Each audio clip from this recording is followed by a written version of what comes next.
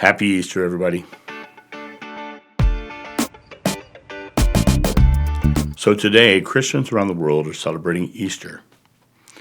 And I'd like to take a moment to talk about Easter in general because Easter is a celebration of the resurrection of the one they call Christ, though I don't believe he himself ever wanted to be a Messiah or a Christ figure. But it's the day of the resurrection. And when you look at the concept of resurrection, what is resurrection? It's a new life. It's beginning again. It's starting with a new expression.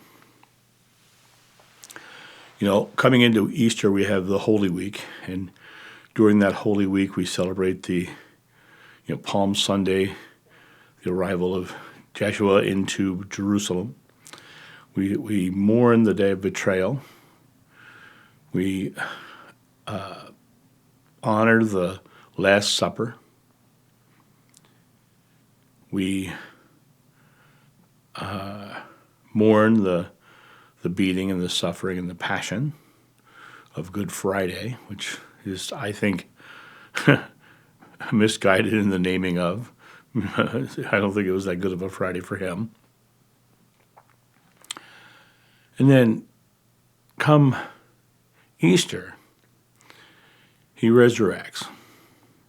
When we look at the Bible, we look at the words that are actually attributed to Joshua. There's not that many in the Bible that are actually attributed to him directly. But all of the ones that are there are empowering for the individual. There's a lot of hearsay about what was said, but the ones that are attributed directly to him and his words, there's very few actually in the Bible. But he said, "Greater works than I have done you will do. It is your faith that heals you. Ye are gods." He said all of these things that were of complete empowerment. And the kingdom of heaven is within you. And when you look at the teachings of the man that we celebrate the resurrection of on Easter Sunday, he himself said, "Greater works than I have done you will do." He was showing us our divinity. And I think rather than spending a week mourning for his betrayal, mourning for his passion, his torment, his torture, rather than commemorating a meal, rather than cheering for his triumphal return, I think we should spend our time doing what he asked. Take Easter Sunday, and rather than focusing on him, which I don't believe he would have wanted, let's take today and do what he asked. Let's love one another. Let's go out and feed the homeless. Let's go out and clothe the indigent. Let's go out and educate the poor and help them, find abundance and prosperity in their lives. Let's do what he asked. I leave you one commandment: love one another. I think if there's anything we can do for him, in honor of him, it's to live into what he said, to literally act upon the lessons he asked us to do. I leave you one commandment: love one another.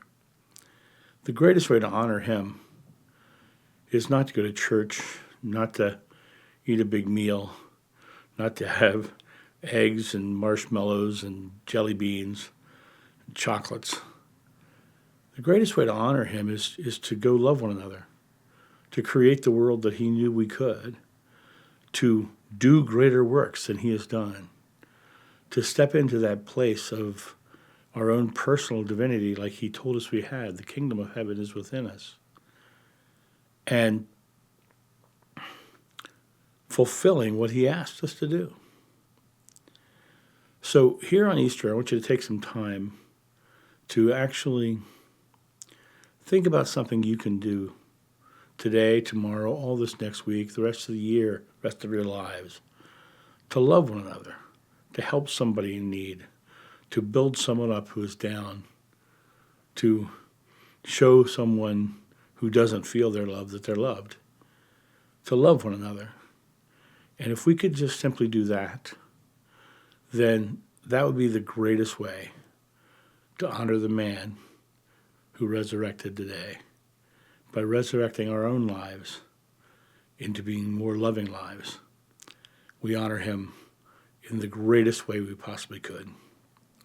That's my thought on this. You guys have a great day, and I'll talk to you soon. See ya. Bye.